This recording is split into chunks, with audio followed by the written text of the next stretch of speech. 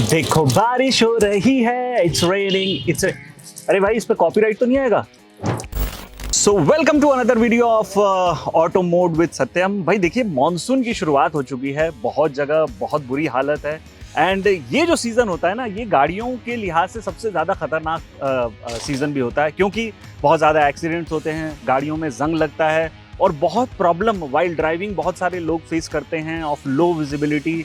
हमें मानसून में ये भी नहीं पता होता कि भाई गाड़ियों का रख रखाव किस तरीके से करना है। तो हमने सोचा क्यों ना एक इन्फॉर्मेटिव वीडियो आपके लिए बनाई जाए, जहां मैं आपको वो सारी इंपॉर्टेंट टिप्स देने वाला हूं जिससे आप मानसून में गाड़ी के बेहतर तरीके के रख रखाव का ख्याल रख सकते हैं, जिससे आपको मानसून में कभी कोई प्रॉब्लम नहीं आने वाली। तो चैनल को सब्सक्राइब कर लीजिए, रेडियो सिटी इंडिया हमारा यूट्यूब चैनल है, and hit the bell icon ताकि कोई भी ऐसी वीडियो आप मिस ना कर पाएं, नोटिफिकेशन आप तक पहुंच जाए। तो चलिए वीडियो की शुरुआत कर देते हैं। मेरा नाम है सत्यम, जो हर हफ्ते इस तरीके का कंटेंट आपके लिए लेकर के आता है, और साथ ही साथ Sunday on auto mode, her Sunday सुबह 11 बजे मैं रेडियो पर भी मिलता हूं आपसे अक्रॉस इंडिया। तो चलिए वीडियो की शुरुआत करते हैं। तो मॉनसून में जो सबसे बड़ी प्रॉब्लम हम फेस करते हैं वो फेस करते हैं लो विजिबिलिटी की। भाई जनरली गाड़ियों में 3 स्पीड आता है वाइपर का, जो थोड़ी सी मॉडर्नाइज्ड तरीके की गाड़ियां हैं या टॉप एंड वेरिएंट अगर आप लेते हैं तो उसमें ऑटोमेटिक वाइपर मिलता है। लेकिन वाइपर किस काम का, अगर वाइपर ब्लेड ही जो है वो बेकार हो जाए।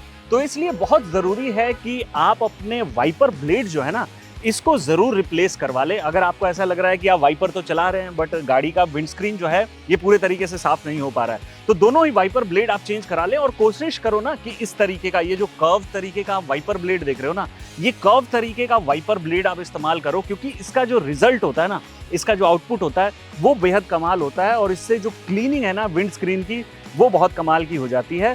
तो सबसे पहली टिप कि आपको अपनी विंडस्क्रीन का जो वाइपर है उसको सही तरीके से इस्तेमाल करना है, एज इन उसको रिप्लेस कर लें ताकि विजिबिलिटी में कहीं कोई प्रॉब्लम ना आए। चलिए जी, अब बात कर लेते हैं दूसरी टिप के बारे में जो रिलेटेड है वाइपर से ही। क्या होता है कि आपने देखा होगा कि ये ऐसा सीज़न भी है कि जहां आप गाड़ी चलाते रहते हो, कुछ जगहों पर बारिश होती है, कुछ जगहों पर बारिश नहीं होती है।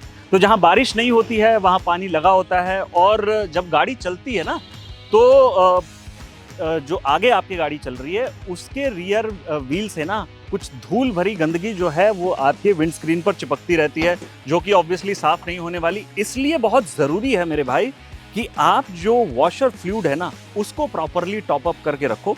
इसमें हल्का सा आप ऑनलाइन ऑर्डर कर सकते हो, इसके लिए लिक्विड आता है, 100-150 रुपये का होता है और वो काफ़ी समय चल जाता है। तो इसको फुल रखना बेहद ज़रूरी है। तो इस चीज़ का आप ख्याल रखो, क्योंकि गाड़ी चलाते हुए जब गंदा होगा विंडस्क्रीन ना, तो ये वाला जो फ्लूइड है, जो वॉशर फ्लूइड है, वो बहुत काम आने वाला है। चलिए बात करते हैं तीसरी टिप की।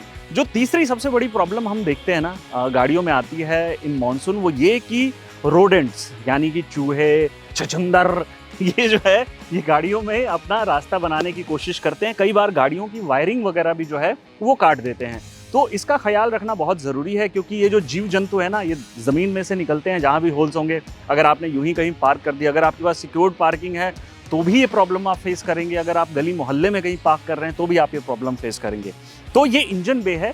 इंजन बे के लिए ऑनलाइन आपको एंटी रोडेंट जो प्रोडक्ट्स हैं वो मिल जाते हैं, 300-400 रुपये से आगे ऊपर 500-700 रुपये तक हो सकते हैं। तो इंजन बे में आप स्क्रीन पर देख पा रहे होंगे कि किस तरीके से ऐसे एक रोडेंट को, एंटी रोडेंट रिपेलेंट को आपको प्लेस करना है।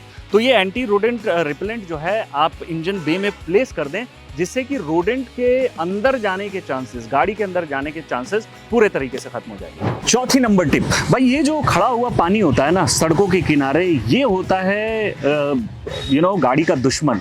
क्योंकि हाई स्पीड में जब भी आप ऐसी खड़े हुए पानी से गुजरते हैं ना, तो आपने नोटिस किया होगा कि गाड़ी की स्पीड जो है वो एकदम से स्लो हो जाती है, और अंदाज़ा भी नहीं लगता। अगर अननोन हाईवे है या अननोन सड़क है तो आपको पता नहीं है कि कितना डेप्थ है पानी का।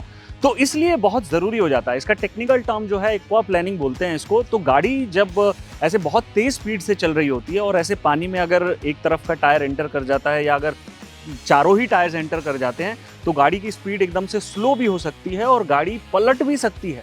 बहुत ऐसी जो वीडियोस हैं आपने YouTube पर भी देखी होगी, एक रेफरेंस के लिए मैं आपको वीडियो भी दे रहा हूँ, ऊपर आप स्क्रीन पर देख रहे होंगे कि अगर आप तेज़ गाड़ी निकालते हैं ना इस तरीके से पानी में से, तो गाड़ी पलटने के जो चांसेस हैं वो पूरे हो जाते हैं। तो जब भी आप पानी खड़ा देखें तो भाई प्लीज़ अपनी गाड़ी की स्पीड जो है ना उसको स्लो कर लें।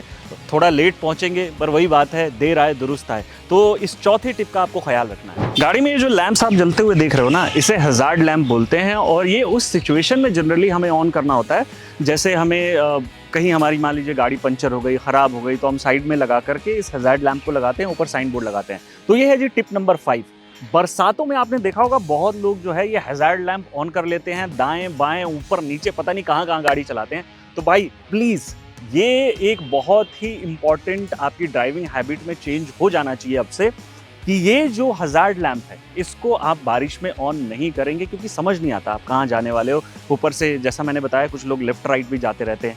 सो इन लैंप्स को स्विच करें और जो हेड लैंप्स है इसको ज़रूर आप ऑन कर सकते हैं।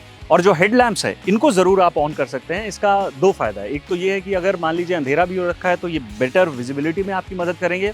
साथ ही साथ जो रियर में आपका टेल लैंप होता है ना, वो ऑब्वियसली इससे कनेक्टेड होता है। तो जैसे ही आप हेडलाइट ऑन करेंगे तो पीछे जो टेल लैंप है वो भी ऑन हो जाएगी, विच इज़ अ साइन कि भाई धीरे भी चल रही है गाड़ी और पीछे वाली जो गाड़ी है उसकी विजिबिलिटी भी बेटर हो जाती है। तो ये टिप नंबर 5 जो है ख्याल में रखें, हैज़ार्ड लैंप को स्विच ऑफ कर दें। आपकी गाड़ी में ना बहुत सारी जगह वाटर का एग्जिट पॉइंट भी बना होता है। मान लीजिए जैसे कि इस एरिया में कहीं से पानी अगर एंटर कर जाता है तो ये छोटे छोटे होल्स होते हैं। इसको अगर आप नज़दीक से देखोगे, देखो ऑलरेडी पानी निकला हुआ है जिस वजह से इसमें बहुत ज़्यादा गंदगी आ रखी है।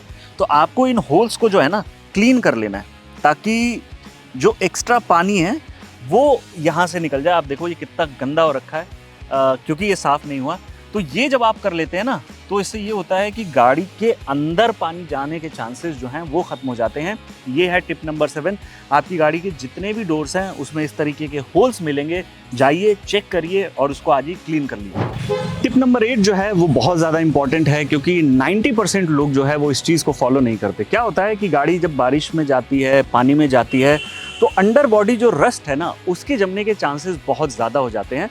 तो इस चीज़ को अवॉइड करने के लिए आप बहुत छोटी सी सिंपल सी चीज़ कर सकते हो कि अपने नज़दीकी किसी भी वर्कशॉप पर जाओ और अंडर बॉडी जो एंटी रस्ट कोटिंग है वो आप करा सकते हो। 3-3.5 हज़ार के आसपास जो है ये कोटिंग रहती है और 5-6 साल या इससे ज़्यादा की भी लाइफ हो सकती है इस अंडर बॉडी कोटिंग की।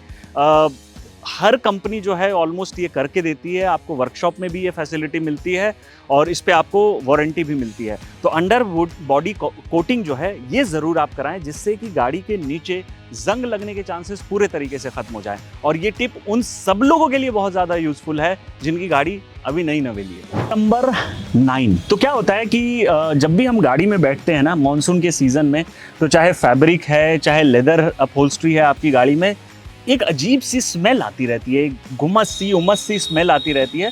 तो वो जो स्मेल है वो कई बार आपको इरिटेट भी बहुत ज़्यादा कर सकती है। तो उस स्मेल को दूर भगाए रखने के लिए आप चारकोल ऑनलाइन ऑर्डर कर सकते हैं या बहुत सारे ऐसे जो कार फ्रेशनर्स हैं वो भी आप ऑर्डर कर सकते हैं जिसे आप गाड़ी में रख सकते हैं और गाड़ी के अंदर का जो पूरा माहौल है ना, जो पूरा केबिन है वो खुशबूदार रहता है एंड वो जो एक स्ट्रेस सा हो जाता है ना कि उफ ये स्मेल, वो खत्म हो जाता है। टिप नंबर 10, ये बहुत इंपॉर्टेंट हो जाता है कि आप अपनी गाड़ी की सर्विस टाइमली कराएं, लेकिन मॉनसून आने से पहले या अगर मॉनसून मान लीजिए थोड़ा बहुत बीत गया है और आपने अभी तक अपनी गाड़ी की सर्विस नहीं कराई है तो गाड़ी की सर्विस ज़रूर आप करा लें, जिसमें कि ब्रेक ऑयल ज़रूर आप चेक करवा लें। बिकॉज होता क्या है कि ब्रेक्स जो हैं अक्सर ऐसे समय पर ना थोड़ा सा डिले से लगती हैं।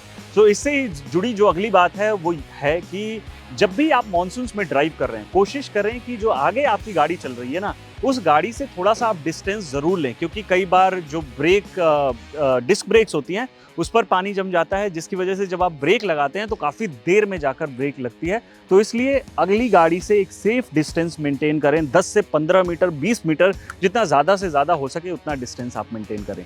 तो ये हैं वो 10 बहुत important monsoon car care tips जो आपके बहुत काम आने वाली हैं। बाकी अगर आपका कोई सवाल है इससे रिलेटेड या किसी पॉइंट से आप सहमत नहीं हो तो वो भी आप मुझे बता सकते हो। वीडियो अगर इन्फॉर्मेटिव लगा हो तो हमें एक लाइक ज़रूर देकर जाना ताकि हमें भी वो मोटिवेशन हासिल हो। मिलता हूँ मैं आपसे नेक्स्ट वीडियो में कुछ और नई बातों के साथ, गाड़ियों के कुछ और नए कंटेंट के साथ। तब तक के लिए आरजे सत्यम साइनिंग ऑफ। Drive safe.